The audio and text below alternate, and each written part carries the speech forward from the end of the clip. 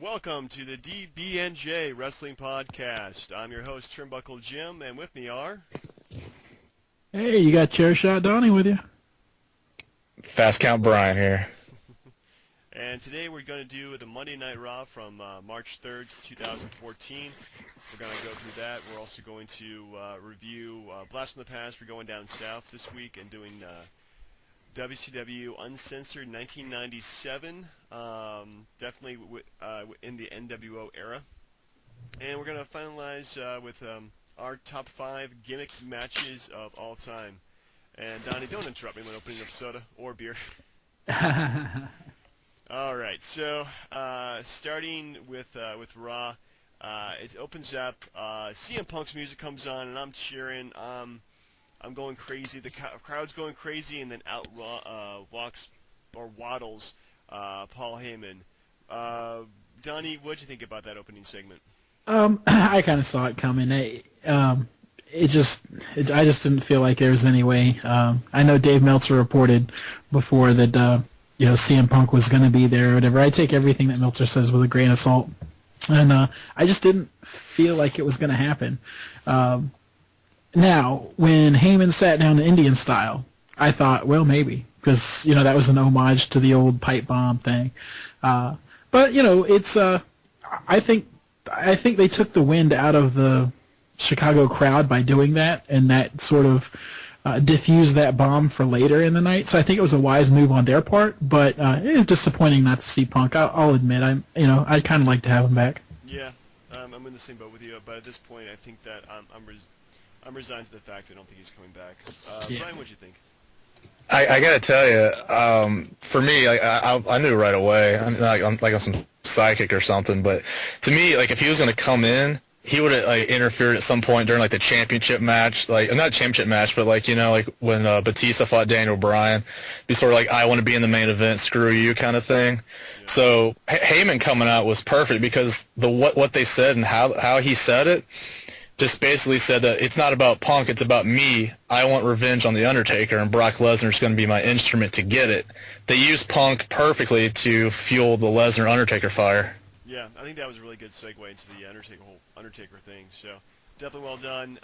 Poor Mark Henry went through he went through a table, an answer table actually, and first segment of the night, man. They must have a whole supply of spare and answer tables they can whip up there during a commercial break. So poor Mark Henry.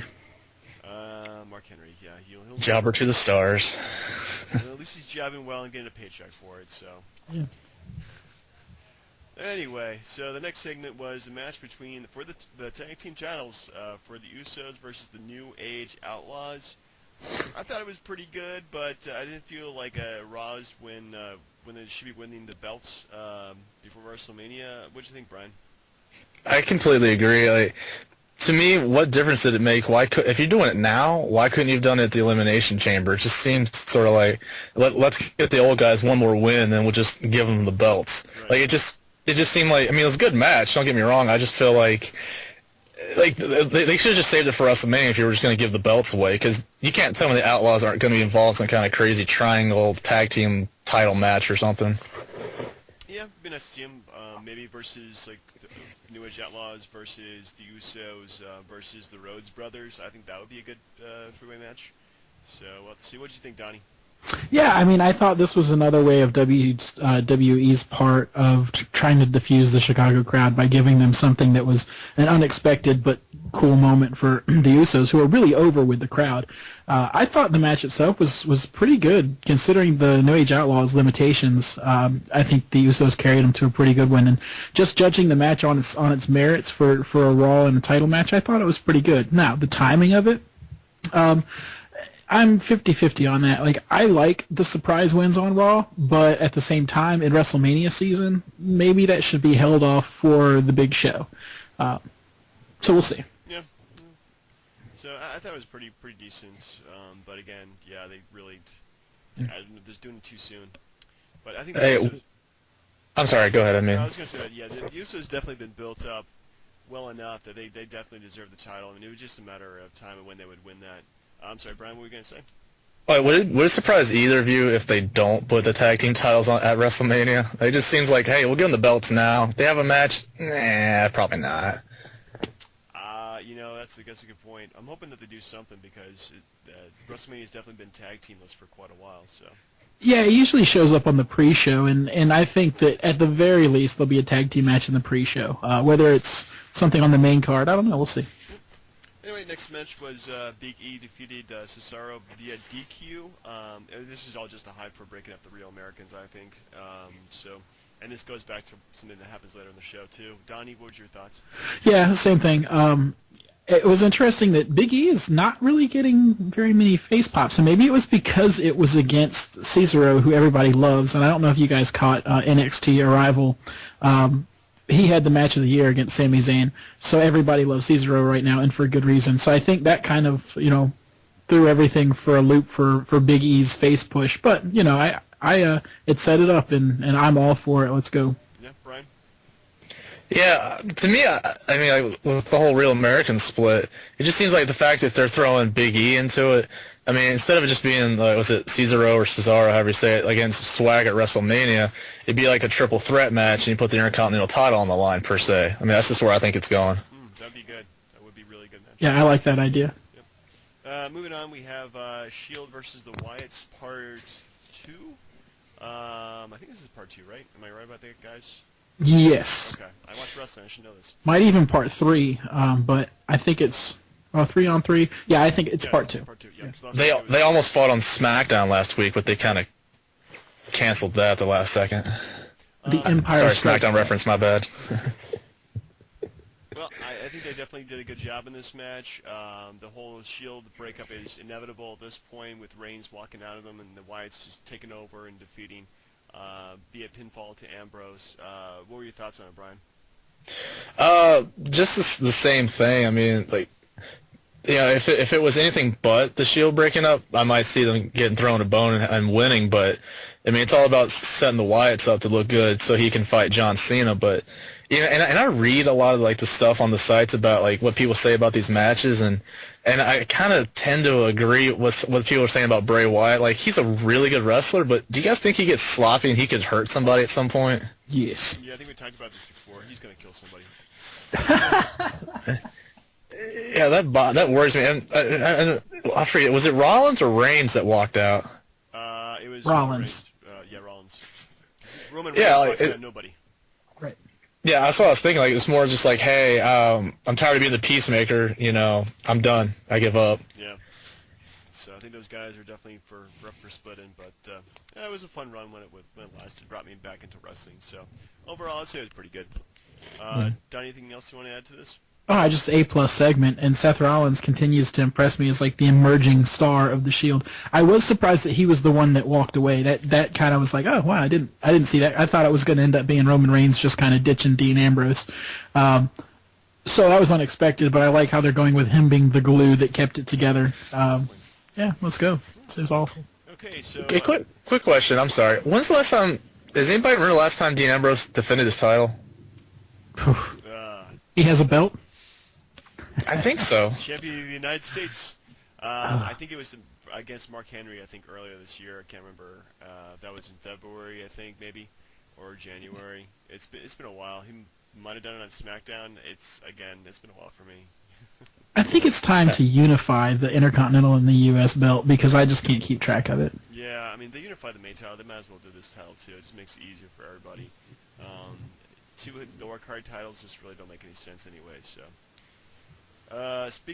going from an A+ segment to a D at best, Santino and Emma versus Fandango and Summer Rae in a mixed tag match. Do you guys even want to talk about Hey it? now. I am kind of liking Emma and her little stupid dance. And once again, I watched NXT Arrival, and she had a fight against Paige, and she really impressed me. So I think that this match, for being a Divas match, it was better than the other Divas match. I don't even count. I mean, I didn't pay attention to the fact that Santino and Fandango were even there. I just watched it as a Divas match. It was pretty good. So Emma is winning me over. Okay. All right. Donnie has got a new girlfriend. Brian, what do you think? I don't know. I mean, I'm all for these guys getting as much time on TV as possible, and for me, I just don't care what they do. I don't. I'm sorry. That's really all I got. It's good that Fandango and Santino are on TV because people need that comedy relief kind of thing. Because that's all Santino is to me. It's just comedy relief. But I just don't see where this is going. Yeah, I think it's just there just to introduce Emma, maybe have her feud with Summer Rae, get them both over. I don't know. Anyway, moving on. We have Sheamus versus Christian defeating him via pinfall to the relief of the crowd. To me, I thought this was a great match. I think they were doing an excellent job. They wrestled before, but the crowd was not buying it at all and just chanting a lot of, I thought, inappropriate chants. So, boo Chicago for crapping on this match. What did you think, Brian? Yeah, I mean, I completely agree about the chants, but I mean, it's pretty odd. I mean, to me, I think that they're just setting this up to have Sheamus and Christian at WrestleMania because not just for the match, but what happened after when Christian attacked him. And I know they showed the pictures of, like, the gash I think that Sheamus had. Yeah. So he got messed up pretty good. So I think they're setting that up for a good WrestleMania match, which they're always entertaining in the ring together. So I'm looking forward to it. Yeah, me too. Donnie, what'd you think? I mean, if you're gonna yell that it's, this is awful, it should have been during the Santino Fandango thing. Yeah. Christian and Sheamus deserve better treatment from fans, especially Christian. It's just a shame that they crapped over it because those two have a lot of chemistry in the ring, and it wasn't anything new from either of them, but it was still good. Yeah, I thought so too. So next segment was Bella Twins versus Alicia Fox and Oksana. Speaking of awful. Yeah, just train wreck. Brian, is there anything you want to contribute before we move on? Yeah, just real quick, not about the match. I could care less what happened there, but I'm surprised they haven't played up an angle. If they're trying to do like realism or show all aspects of like people's lives now with the whole Total Divas show or whatever it's called, why not just blatantly have the Bella Twins turn heel and be like, you know what, we have our jobs because of the boyfriends we got. Deal with it. And they get over tremendously just by telling the truth and being booed out of the building. Yeah, the thing is though, like everybody loves Daniel Bryan and about 50-50 on Cena, so if you had him turn heel, that would really just kind of hurt those guys, so I don't think it would be a good turn, to be honest with you. Understood. All right, moving on. Speaking of Daniel Bryan, we have Daniel Bryan confronting Triple H and Stephanie McMahon, the Authority. I thought this was an awesome segment, and if CM Punk was going to come down, this would have been the time. But I think the mic work that they did, actually a lot of mic work for this Raw, surprisingly enough. I thought it was great. And Daniel Bryan is definitely over in the wave of the future. What do you think, Donnie? Okay.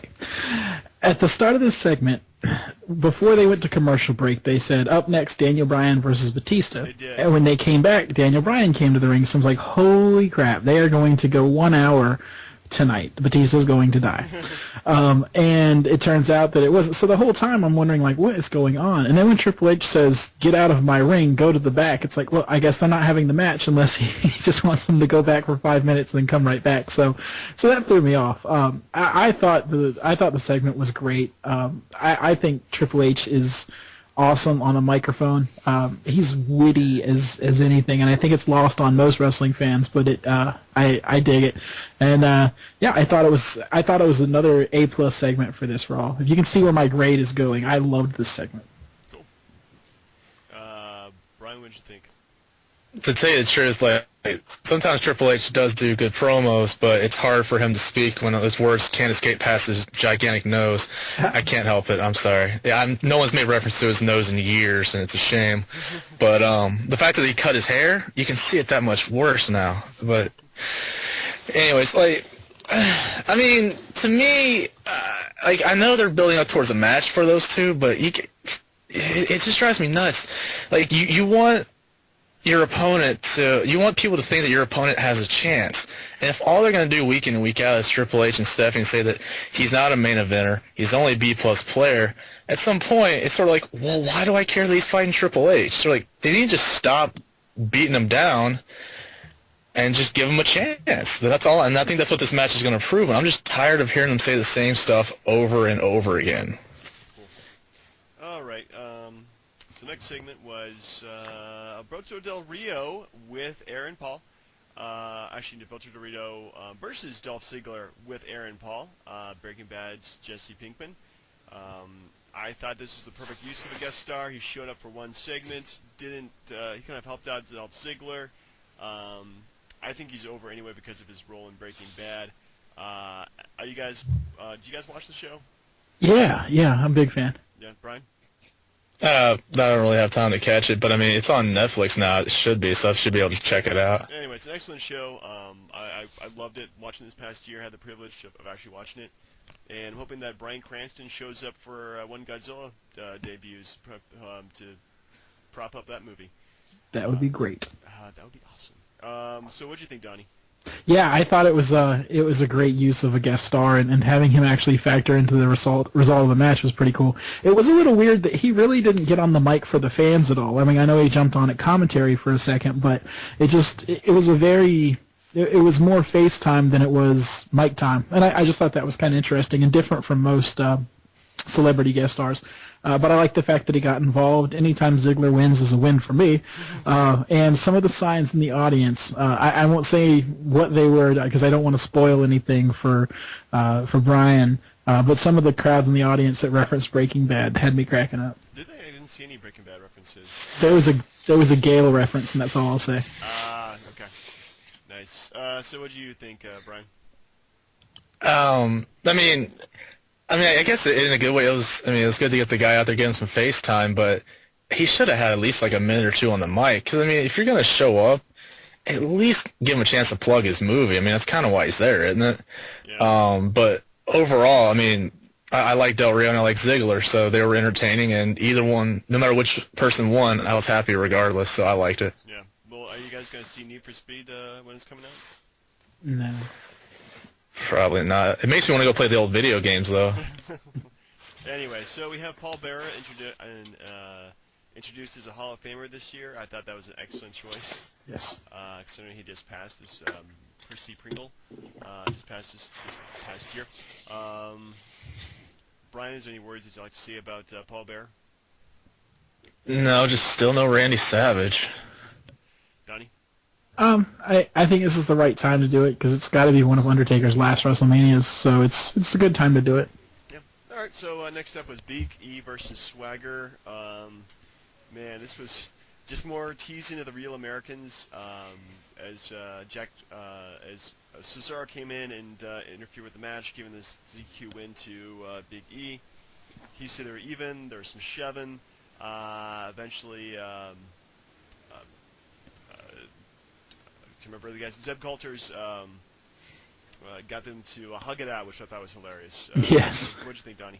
Yeah, I thought that was hug it out was pretty surreal. And it kind of felt weird that this segment was kind of shoehorned here. I almost would have rather it happened on SmackDown instead of having Big E versus Cesaro and Big E versus Jack Swagger on the same card. It was just a little weird to me. Yeah, I felt like they were really cramming a lot of stuff in the last hour. So. Right, yeah. So necessary or not, I don't know, but man, it's just a matter of time. It's a slow build for this breakup, and I'm ready for it. Just bring it on. Yeah, Brian.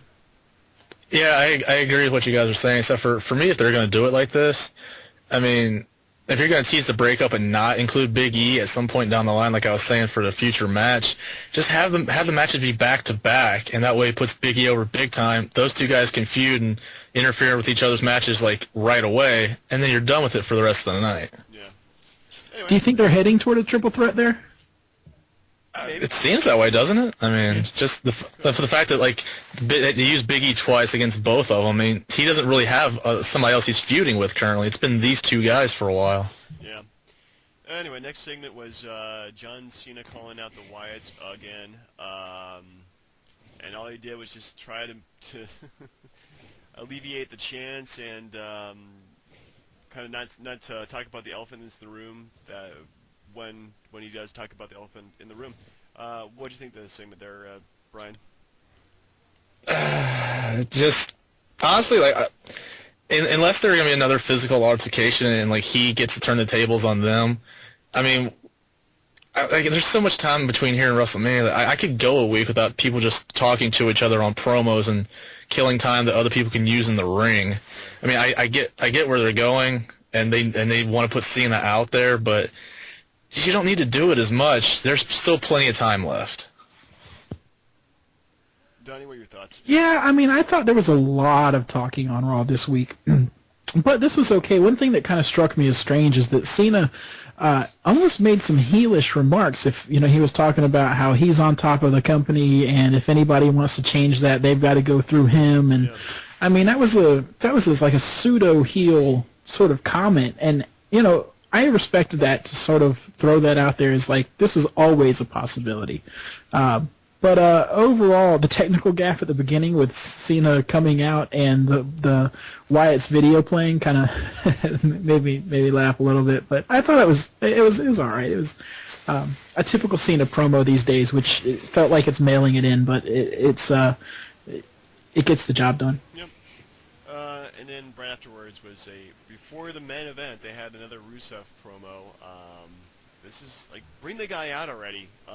This might even be more confusing because he comes out there and stands on a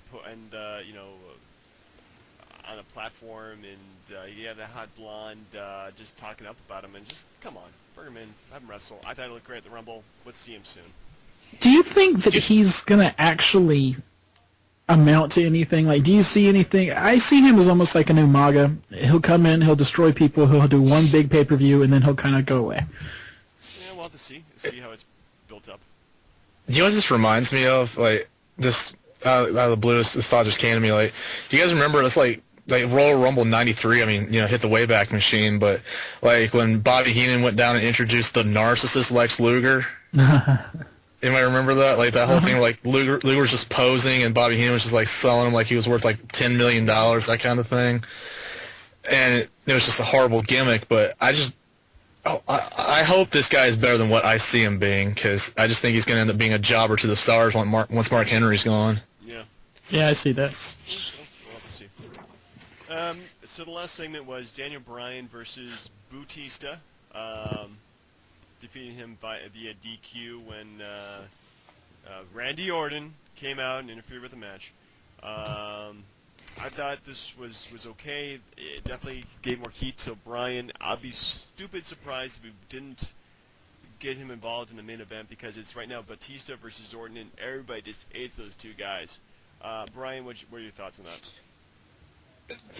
To me, it showed that like I think they're going in a different direction. Like, with Bautista turning into a heel again. It seems like, to me, because you saw when Batista threw Daniel Bryan into Orton. Yeah, that was. You think that would be the point where Orton would go after Batista, his WrestleMania opponent, but he starts beating down Daniel Bryan, which makes me think he's either they're A, trying to make people believe he's afraid of fighting Batista, or B, I want to keep beating up Daniel Bryan to make Triple H happy. But either way, it just seemed like, just go after Batista. Everybody hates him. Just get it over with. What do you think, Donnie? I'm glad the match didn't last very long, because still Batista is it's arduous watching him wrestle. It's really, I mean, he's gassed from the moment he gets in the ring, and it's just, I don't know, man. It's just not there for him. I thought the key came to me after the match. I mean, a lot of people complain about Bryan being buried, myself included, but then I thought last night, he's in the ring, and he's starting to clear house, and he's clearing house against 3/4 of Evolution and 1/2 of the Brothers of Destruction. Holy crap. Like, that to me was a big moment eventually they got the upper hand, beat him down, and it was Triple H's time, but for a while there, he was holding his own against really huge competition. So, I'm ready for Bryan to take that step, and I hope they get him into that main event. Yeah, if they don't do that, then the fans will riot, and then, I don't know. I just think they don't really care anymore, because we'll watch it regardless, and that's probably pretty true. Yeah. All right, so that concludes Raw for March 3rd, 2014. I thought it was a B show, nothing really huge, but I thought they had a lot of good moments to it. Donnie, what are your thoughts? The boring Bellas match and then a little bit too much talking, to me, drags it down from a perfect A+. So I'm actually going to give this one A. I was into it most of the night, and I was I was satisfied when it went off the air. Okay. Well, I think I gave it a lower grade because there was no CM Punk, and that was my expectation too. So it might have been more of a B plus, a great grade, I think. Brian? To me, I gave it a B as well, but for a different reason. I mean, I get that Paul Heyman's like the mouthpiece, and especially with the Lesnar and Undertaker thing, you're not going to get them fighting on Raw. I just really wish we'd get more Undertaker time going towards WrestleMania, just to sell that feud a little more than just, hey, he's fighting for the streak. Yeah. So I definitely would have given it an A if Undertaker showed up. Yeah, the lack of Taker did kind of throw things off too. Well, that concludes Raw again, and we'll be moving on to our next topic, which is for a retrospective review. We're doing Uncensored '97, courtesy of the WCW, the WWE Network. Wrestling. Going way back this year, 17 years. To I thought was, well, there was a lot of stuff going on in this pay-per-view, but let's just go do it match by match and segment by segment. So first up, we have Dean Malenko defeating Eddie Guerrero, winning the WCW United States Heavyweight Championship. What do you think, Brian? I like that time, this period where you had those guys with the belt. Yeah, like Malenko, Guerrero. I know Conan was U.S. champ for a bit. They had some Japanese guy that I couldn't pronounce his name, but like those matches were entertaining. This one, 100%, was really, really good. Yeah. I just didn't. But for me, and just if you fast forward like a year or two or three towards the end, those guys, no matter what title it was, whether it's Cruiserweight or U.S., was always the opening match. But overall for this match, I absolutely loved it. Those guys delivered every time they were in the ring. Agreed. What'd you think, Donnie? Yeah, that was a clinic, and I looked at the times for the match. That was only 8 seconds shorter than the main event of the night, and for almost the longest match of the night. And it didn't feel like it. That match went by so quick, and those guys were so good. It's Malenko's career was cut short, and of course we all know about Eddie Guerrero, and it's just a shame because both of those guys, every time they stepped in the ring, it was awesome. It was, yeah. One thing, this is around when I started getting to WCW, one thing that kind of struck me was that, man, these guys look really generic. They don't have a gimmick, but, oh my goodness, they freaking can wrestle, so who needs a gimmick when you can do that, right? Yeah, Eddie looked really small. I wonder how he bulked up like that for WWE. Let's not talk about it. Eddie Guerrero just worked out a lot, that's all. Yeah, he took the Vince McMahon gym plan. Yep. He did the Hulk Hogan. He said his prayers and did his vitamins, and whatever those vitamins are, we don't talk about it. We don't talk about the vitamins, that's right. So next up was Ultimo Dragon with Sonny Ono, defeated Psychosis. What were your thoughts on the match there, Donnie? Another two people that I absolutely loved in the ring. Ultimo Dragon, to me, is probably one of the most underrated wrestlers of all time in the United States. I think in Mexico and Japan, he's heralded as he should be. But here, I think his WWE run was unspectacular. But this match was great. I mean, it was kind of weird to see Sonny Ono and his busting out his little karate moves on the outside. But overall, I was entertained by it, and it was a classic. I don't even know that you can call it a cruiserweight match, even though I guess it was. But more of a lucha libre sort of match. And I could say, definitely had lucha libre style to it. I think both those guys were great. The funny thing was that the crowd really wasn't into it until somebody did a big move. So I thought it was pretty good. Just definitely a staple for the time. Those guys could really go. What'd you think of the match, Brian? I absolutely love those guys. And if you checked it out the entire year, I kept flip-flopping. I couldn't tell if it was Ultimate or Ultimo Dragon because they kept flip-flopping with that guy. Yeah. But he was, to me, at the time, one of the most over guys that they had without ever giving him mic time. He didn't have to say a word. He just went out and wrestled and delivered every time. And I always love seeing those dudes wrestle. Yeah. Well, did anybody get the fact that his gimmick was that he was the last student of Bruce Lee or something like that?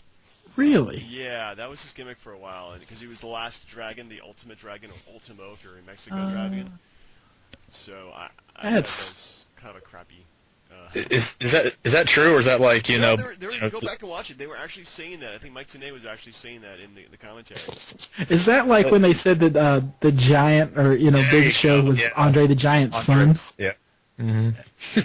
Oh God. WCW. WCW. Anything. Face palm. Yep. I'm gonna power slam just like I did your daddy. I love it. Okay, so I can't remember if this happened before or after the Glacier Mortis match, but I did want to touch on the backstage segments. Like, they had Rowdy Piper given a coked up, I don't know if it was an interview or what. Him and the Four Horsemen are just like yelling at each other, just screaming at each other, and just except for Benoit, he's just Mr. Stoic right there. But what do you guys think of that little segment there? Even as go ahead, Brian. No, I was just say like Piper it always just seems like he's coked up on everything he's talking about. But to tell you the truth, the only person that seemed out of place, surprisingly enough, not Mongo, was Jeff Jarrett. Like he was not Horseman material, and when he came back to WCW 2 years later, even though I think you guys didn't think he deserved to be a champion, but his late WCW run was way better than that stuff he did right there. I could not stand to see Jeff Jarrett at all. He killed it for me. What's with the suspender outfit there? The outfit just ticked me off. I don't know why. Just cut those things off. You look like a male stripper. In the 90s, that look was bad. So it's not even like you can look back and say, oh, it was the times. Because no, it wasn't the times. It was just a terrible costume. Yeah, and the hair and everything, it turns my stomach to see him in there. And I was like, oh my God, this guy's about to open up his own company again. So hopefully, but he wore that in the WWF at the time and in the WCW. So he thought that was cool. Which I guess shows his taste. But it was a weird segment. It really is weird. I want to ask something extra real quick. Go ahead. I'm sorry. And I don't know if you're actually going to go through this on the pay-per-view, but when Mean Gene comes out and starts, whoring out his WCW hotline thing, I got this hot rumor about this guy in the back. You should check it out for $1.69 a minute. And if you look on the network, it shows, when it flashes on the screen, this number does not exist anymore. Do not call it. I'm like, oh, if you have the network and you know you're watching a 17-year-old pay-per-view, I hope you're not dumb enough to call that number. It's just me and Gene Okerlund just talking just bullcrap for half an hour, just pre-recording, talking about the Legends House or something like that. James, I got a question for you, man. In a lot of these matches, they like to cut away to the background. They did it a lot during Dean Malenko and Eddie Guerrero of just the NWO hurting people or people passed out. What are your thoughts on that? Do you think that added to it, or? I think what they're trying to do is really build up the main event. Because when the main event happened, I was I'll talk about this in a few moments. But I was ready to go. I thought it was just going to be for the king of the world, pretty much. And then I think that's pretty much all they were doing is trying to build that up.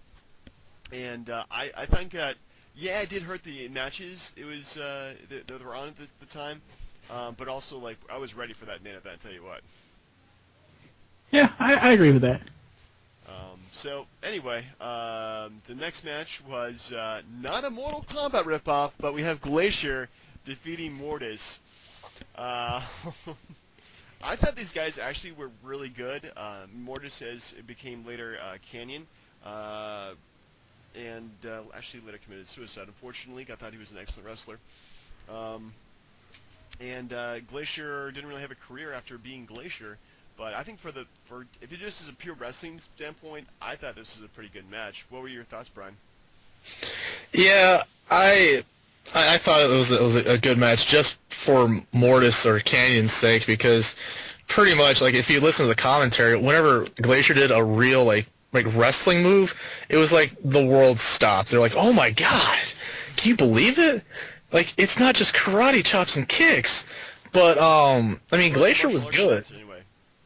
Yeah, but to me it was just the build up for Mortis being the innovator of offense. And by the way, his entrance music is superb. I love that music. I got into it every time. It was Halloween every time I saw him wrestle. It was so good. Yeah, I think he definitely had a cool look to it, and James Vandenberg, Sinister Minister, as manager, I think that whole thing kind of worked pretty well. What are your thoughts, Donnie? Yeah, I mean, if it was any other time other than WCW, the glass ceiling, I think that Mortis would have gone far because that was a cool gimmick. Yeah. Glacier, not so much. It was for a martial arts match. They really didn't need that gimmick at all. They could have just called it a match. But I thought it was pretty fun. I did. Yeah, I liked it. I liked the fact at the end they brought out Wrath, Mr. Former Atom Bomb. Yes. Came out and destroyed Glacier. So is Glacier going to bring anybody to help him out? Brian? Only my number 5 favorite wrestler of all time. Can we talk a moment about that really long, dragged-out Randy Savage Diamond Dallas Page segment before this match? Absolutely. In fact, I was just going to get to that. I thought it was long and dragged out, but man, it didn't set up a great feud for both those guys. Oh yeah. And you can tell that I think that Diamond Dallas Page was on the script, talking about how Macho Man hasn't answered his challenge and just running him down, and then Macho Man comes out and just comes saying, "DDP is the man, yeah." Very nice. Thank you. That was Dickhead. Years of practice. But I think that was kind of cool. The fact that they brought out like the first I think wrestling personality in Playboy, Kimberly, and I think she looked freaking great at that time. With the NWO spray painted over all the naughty parts, I think that was pretty good. And then the fact that beat him down and then spray painted her again, that was just, I thought that was great. What'd you think, Donnie? Yeah, it was a little long for me, but I just remembered that it was like, my middle school crush in Miss Elizabeth and my high school crush in Kimberly Page. So it's like, wow, this takes me back. Yeah. Diamond Dallas Page was better behind the mic than I think people give him credit for now. And Macho Man there was only one Randy Savage, and that was hilarious. So. Yeah, what'd you think of that segment, Brian? I thought it was fantastic. By the way, Randy Savage was my number 6, but he just couldn't cut it to Ernest the Cat. Just kidding. But in all seriousness, like what got me was like Savage talking the whole time, like I couldn't figure out who you were, my man, and then you're Kimberly's husband. I was like, it's just basically just it's like emasculate the guy right there on the spot. And I mean, like he got spray painted. Kimberly came out crying, and her dress was spray painted. Like it basically like the crowd just went silent right there, like like they couldn't believe it. Like it was a great start to like pretty much a year-long feud. Yeah, those guys were going at it for a long time, and that was great. And they both really brought it to the feud. So speaking of feuds, next up we have Buff Bagwell defeating Scotty Riggs in a strap match. I thought this was okay. I think it went a bit too long. Buff Bagwell looked like a great heel, talking himself up to the camera any chance he got. What were your thoughts on that match, Brian? I honestly thought it should have happened sooner because I don't know if you guys remember, it was like 96 or something when the NWO was just throwing contracts out to any mid-level or jobber guy they could get on their squad at the time. Yeah. I mean, if I remember, like IRS was in the NWO. He was. Yeah, he was. Don't forget. So was Kyle Petty, but that's a WrestleCraft reference there. But to tell you the truth, like that should have happened right at that point when Riggs was trying to tell Buff not to join, and he gets beat down by the whole NWO. Like it should have happened then. I honestly didn't care because it didn't push Buff anywhere. It's just like, hey, here's another match. This keeps you away from the main event that much longer. Yeah.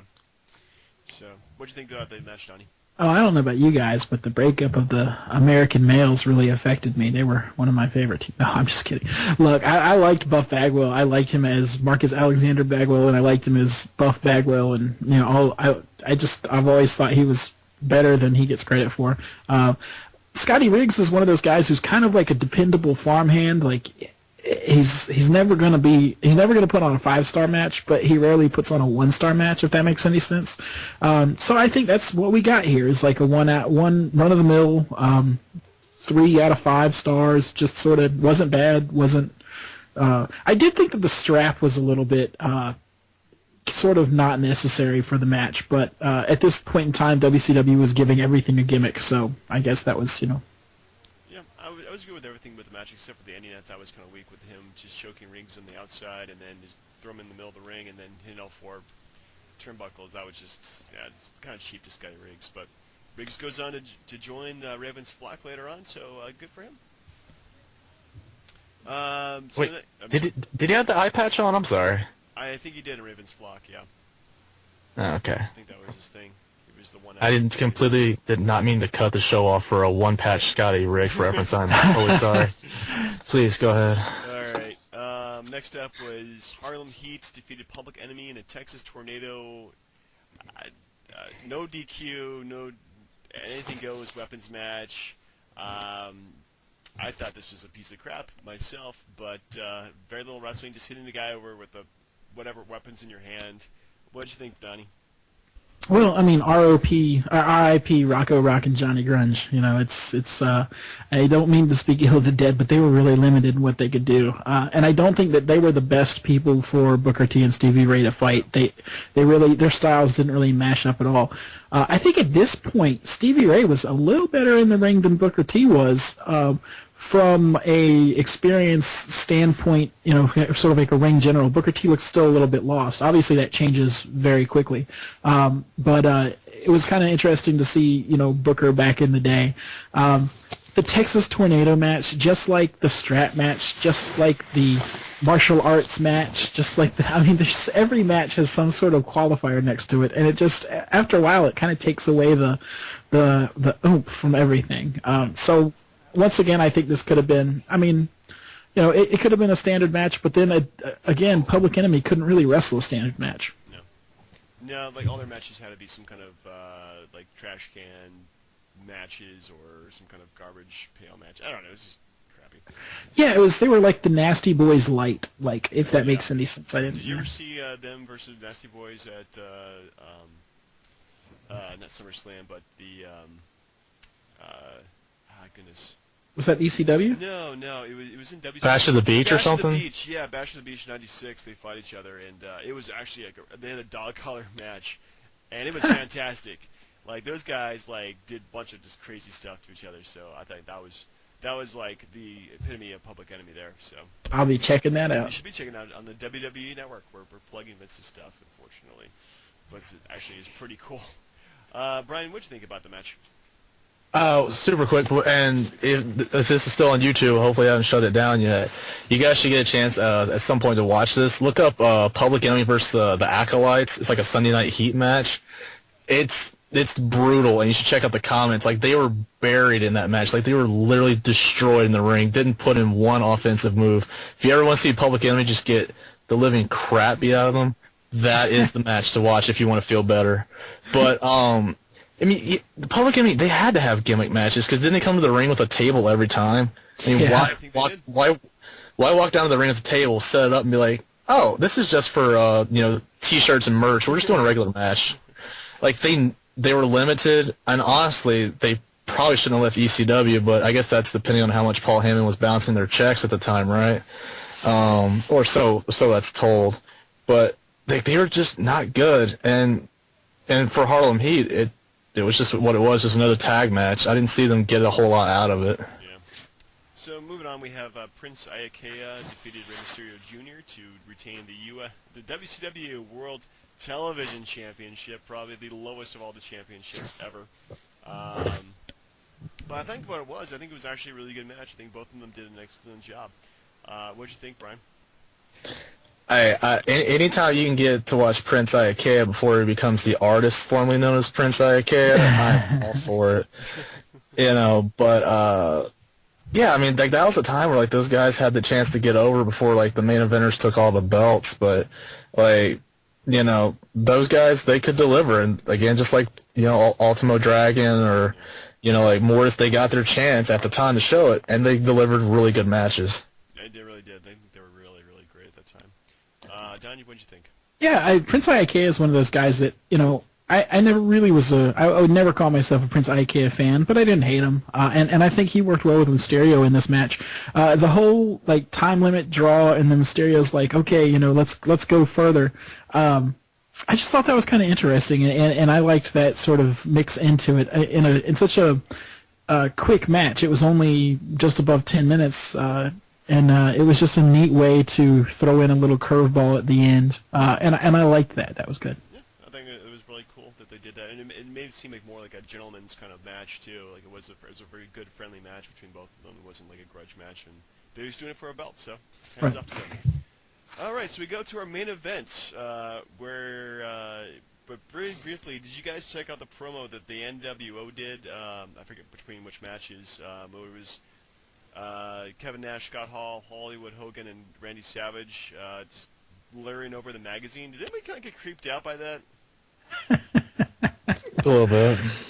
It was a weird time. It was a very weird time. Anyway, so our main event, and oh my goodness, can somebody please explain this to me and this main event in ways that I can understand, like how it was set up? Donnie, did you get the rules for this? Well, wrestlers could be eliminated for standing in the wrong place, for going down to their knees. It was weird. It was like anything. What was it, pinfall or submission or over the top rope? Right, just like the Fatal 4-Way match from WWF a few weeks ago. Right. So it's like, let's go back to that. And it was just kind of. It was a weird match. Like I never thought Dennis Rodman belonged in wrestling, anyways.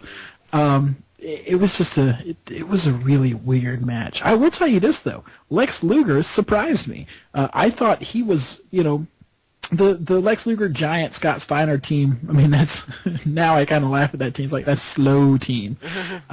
But I thought Luger did a pretty good job. I mean, he kind of got in there and went crazy at forcing Savage to submit and then throwing Nash over. He pretty much went crazy for a span of 30 seconds or so, and that was just fun to watch. That was kind of cool. He was definitely I wouldn't say he was pushing him, but he made him look really good. Yeah. Brian, can you explain to me the stipulations if any team won this match? If I'm not mistaken, I think it was if the NWO won, they could compete for any title at any time. But if Piper's team won, Piper could get Hogan in the cage, which he did at Halloween Havoc, which, God, that was way far down the road from that point. And then if the WCW team won, the NWO couldn't compete for belts for 6 months, which, I mean, big stipulation there. Yeah, it was 36 months. Yeah. Was it 36? Yeah. But that's about the amount of time the company had left, isn't it? So to tell you the truth, it just seemed like a bunch of hokey stuff just thrown in there. And another thing, and not even to this match, but can somebody explain it? And if you guys tracked through the entire year, how Hogan got away without having to defend his title at pay-per-views just blew my mind. He should have had a title match, and the fact that he didn't. Yeah. Kind of seemed like the pay-per-view was missing something for me. So, that match was good for how crazy it was, but I wish Hogan had a match, a pay-per-view title defense at some point. It was... The stipulations made it so you knew the NWO was going to win. At the time, it's there's no way that they do this. 36 months and, it was at 3 years. There was no chance that was going to happen. So you knew the match result before going in. I agree that Hogan should have had a title shot against somebody. It should have been Hogan, Piper, and then let the other guys wrestle. But I guess, that wasn't in the cards at the time. They were so much big into gang warfare at the time that we never really saw Team Piper again. No, we never did. So I thought the whole match itself was mostly kind of crappy. It just the rules didn't make any. Well, the rules were were just way too complicated, and I didn't understand them. And it took Michael Buffer 20 years just to explain them to the audience. And I thought it was overall just kind of just everybody's over the top rope, over the top rope, over the top rope. Oh my goodness, somebody does a submission move. It's in that small ring, is anybody gonna get pinned? You don't have the space for it. It's like they took every gimmick from every match before that in the night and just threw them into one match at the end. It's like hey, yeah. There's your top 5 right there. Thank you. Good night. No, that whole thing was just crazy. Like the fact that like they're basically just throwing crap on the wall and see if it would stick. That's the whole point to me. Yeah, well, that's what it kind of felt like to some degree. It did feel like they were kind of almost like running an autopilot with the NWO at this point too. Like they weren't doing anything too new with it, except for just dominating WCW. So.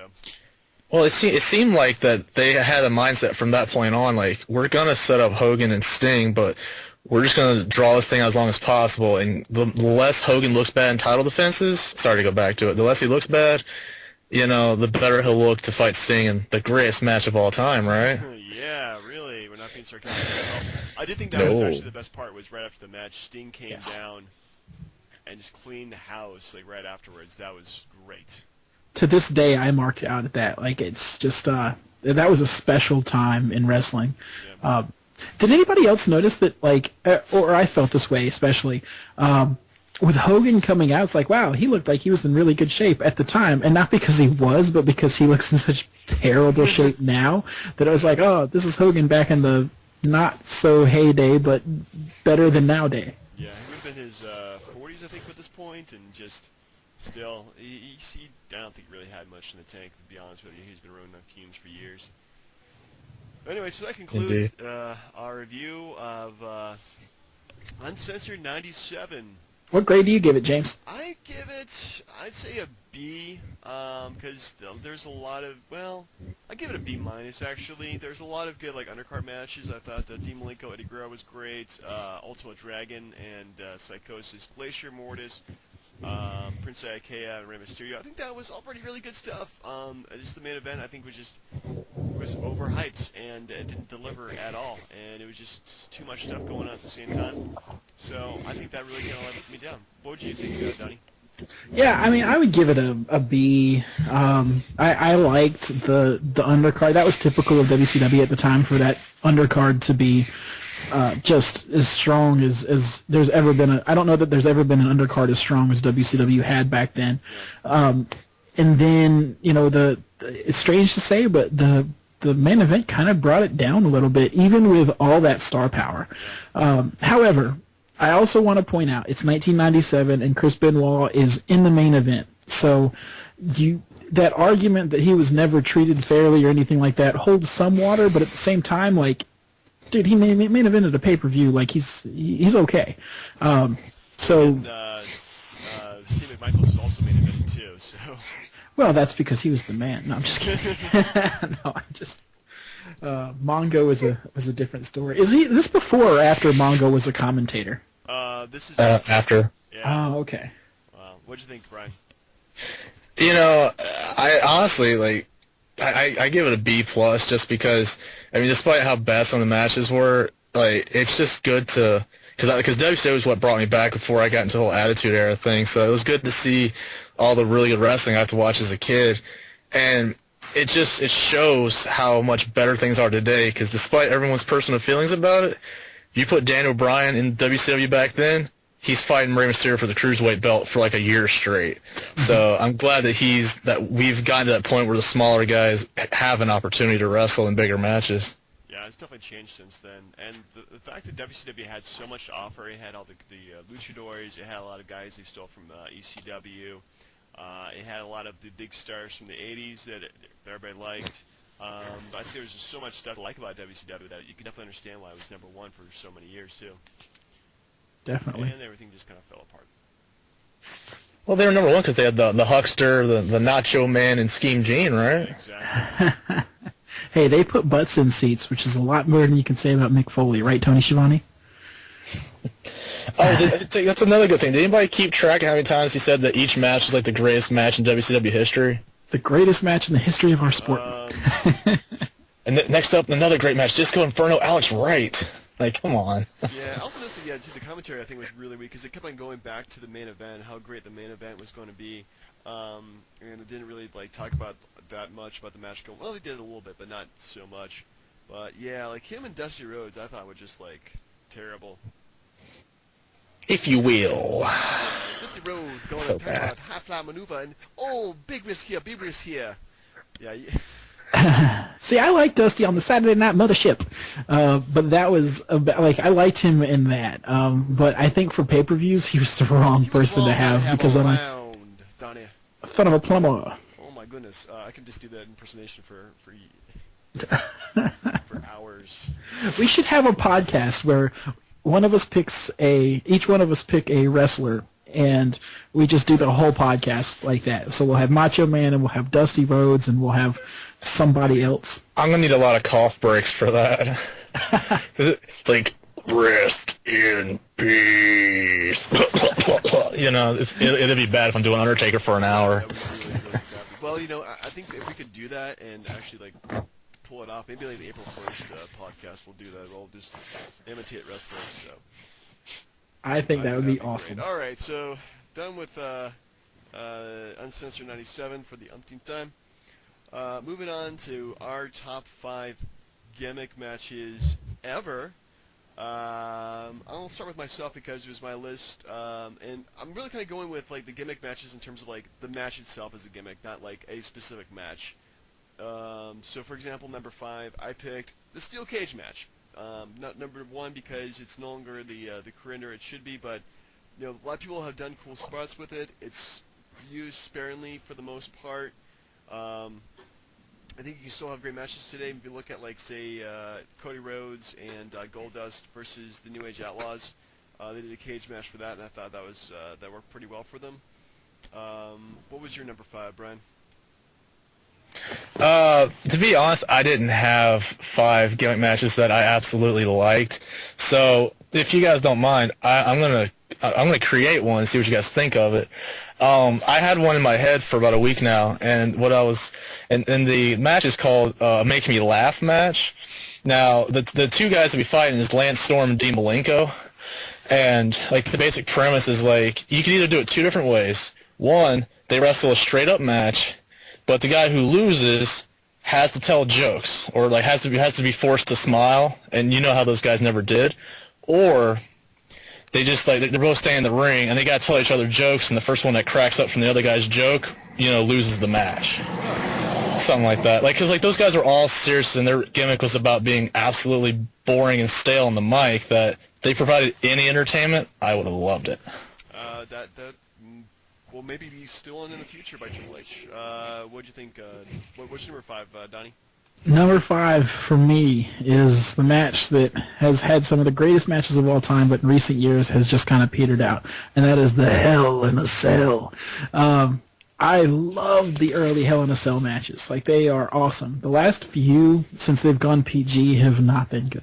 Yeah, the bleed anymore has been distasteful for us who love the violence. Right, and I just think some of the, you know, think about the moments of like HBK and Undertaker, or Mankind and Undertaker, or anybody and Undertaker. Undertaker. Yeah, I think, you know, that's some of the best matches of Undertaker's careers have been in the Hell in a Cell. And when you talk about best matches of somebody like the Undertaker, that says a lot. So that was my number 5. Well, speaking of Undertaker for a second, I mean, how many matches has his gimmick created? We have Hell in a Cell, we have the Casket match, we have Buried Alive, Inferno match. You know, just was the Boiler Room Brawl part of one of those two? The one him and Mankind had at SummerSlam that one year? I guess it's a Mankind kind of thing. Oh, okay. I gotta give it to him.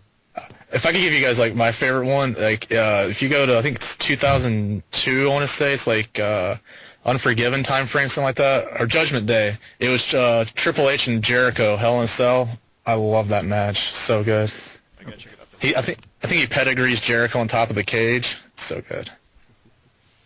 All right, so my number 4, it's kind of a famous match. It's the Royal Rumble match. I think it's probably one of the best, kind of rumbles you can, or battle royales you can do, because you have pretty much everybody in the company is in the match. There's enough time for everybody to do spots, and you get to have various feuds and other teams coming together, fall apart. It's every man for himself, but sometimes you do team up. So I think that was, I think that's probably one of the greatest creations in terms of wrestling, to be honest with you guys.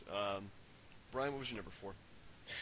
I love that pick. I'm going to have to use that later on. No spoilers, but mine is actually the traditional 5-on-5 Survivor Series match. Because, like, I mean, back in the day, like, that was actually fantastic because you had all those really charismatic, good wrestlers that got in the ring, and then it was not just throwing them together, but they each had feuds with the other guys, so it was like continuations on their feuds, and all the matches were good, and it actually did a lot to build people, like Randy Orton. I mean, like, he was like the last guy on like 2 or 3 straight Survivor Series teams, or the year HBK was trying to keep Steve Austin's career alive. Like, he had to beat like 3 or 4 guys to try to do it. Like those matches are always entertaining, and I mean, not always, but for the most part, very entertaining. And I always look forward to those. I love Survivor Series matches. Yeah, definitely love the whole teaming up of guys together, or taking in some other guys. Donnie, what's your number 4? My number 4 is a pretty underrated one, in my opinion. It's the best 2 out of 3s falls match. Some of, and I think with all these matches, the people in it kind of make it. So the matches are only going to be as good as the people in there. But when I think of like the 2 out of 3 falls match, I went back to like Kurt Angle and Benoit had one, Kurt Angle and Eddie Guerrero had one, the Hart Foundation and Demolition had one way back in the day, which I remember being probably the first one I ever saw, and I thought it was amazing.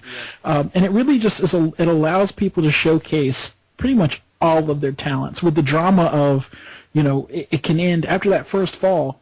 It's sudden death for one team, and there's a sense of desperation and excitement to it that you don't see it very often anymore. I think Daniel Bryan and Sheamus had one like maybe in the last couple of years, but I really liked it. And then they made it kind of different with the 3 stages of hell, kind of a different spin on it, which I still consider a 2 out of 3 falls match. And I really like that. Yeah, definitely good picks, both of you guys. My number 3 is actually it's kind of a simple match too. It's a ladder match. So you don't have pinfall or submission. You just have to get whatever object, whether it be a title belt, a taser, or in some cases Dominic's custody papers, which we actually saw live there, Donnie, didn't we? Yeah, we were there for that one. Yeah, we were live for that one. Eddie Guerrero versus Rey Mysterio. So, you have the ladder in there. It's pretty much no DQ. The ladder can be used as a weapon, and you can do all sorts of cool top rope stuff. You can't really, big, high risk maneuvers off the ladder. So, I mean, if you go back to like say the first, I think the ladder match that really got me was Shawn Michaels versus Razor Ramon Instant Classic from WrestleMania 10.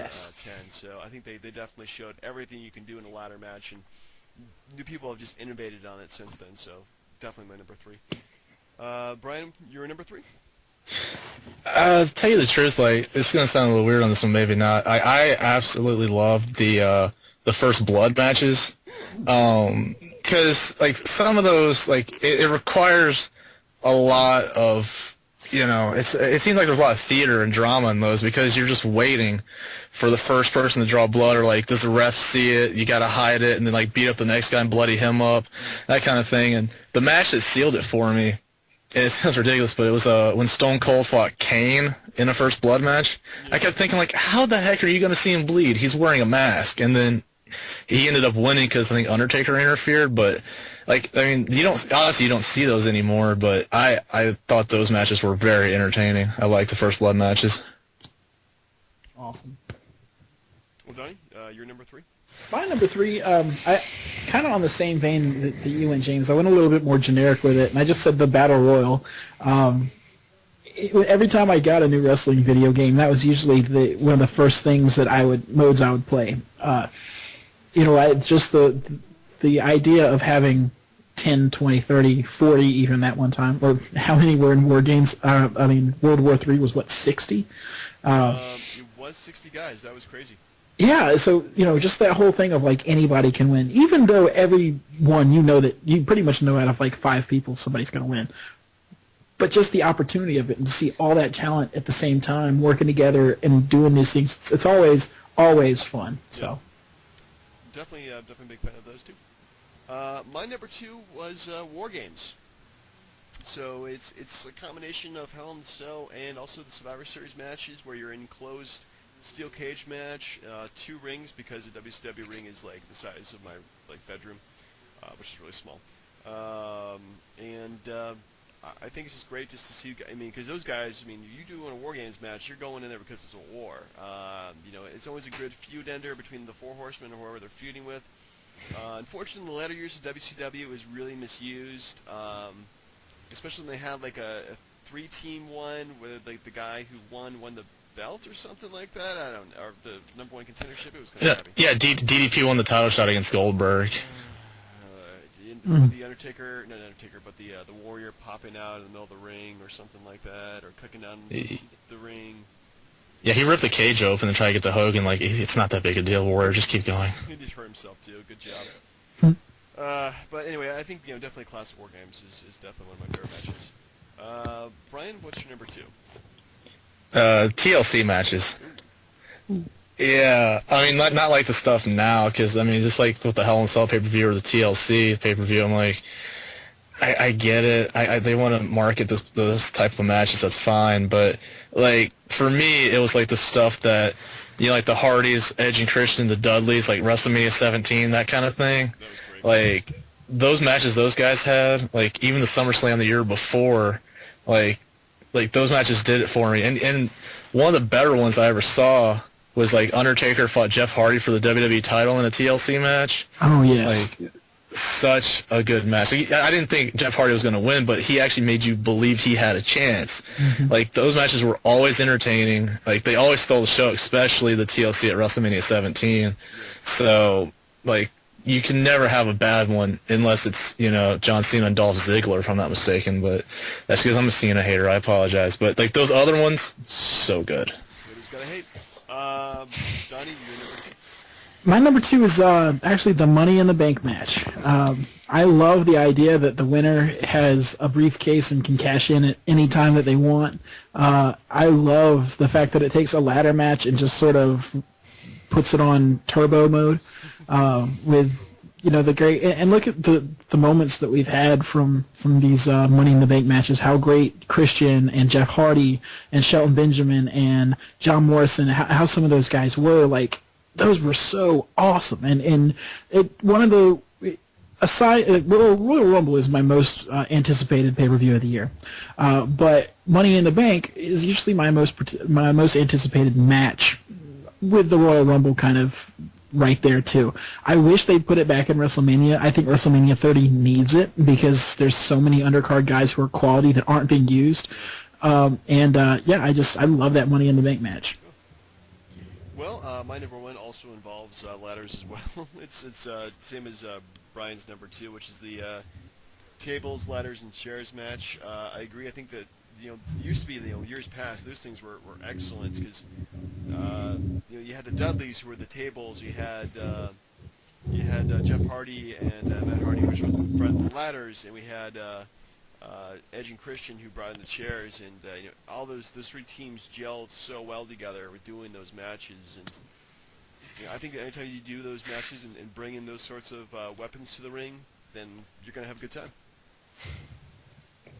Brian, what's your number 1 gimmick match of all time? I guess going back to what you said earlier, but the Royal Rumble, definitely number 1. Like, and it's just because, like Donnie said, like it was his most favorite one to look forward to, if I'm not mistaken. But that is definitely the one that I always look forward to because they always told great stories. I mean, like, you know, like 2002, if you remember, like, you know, Maven eliminated Undertaker. Like, and then he just, like, demolishes him, throws him through, like, a popcorn machine or something like that. And, like, the Bret Hart-Austin thing, or Austin McMahon, or Flair going from number 3 all the way to the end in 92. Like, there's, like, the Rumbles have so many good stories in them. Like, it's just such a good match. And it always builds up towards WrestleMania. Like, it's the kickstart towards WrestleMania season. And it's just the most entertaining match for me, period. Donnie, your numero uno? My number 1 is actually, James, one of yours. It's War Games. If there's one gimmick match that they should bring back that I miss more than anything else, it would be War Games. My favorite match of all time.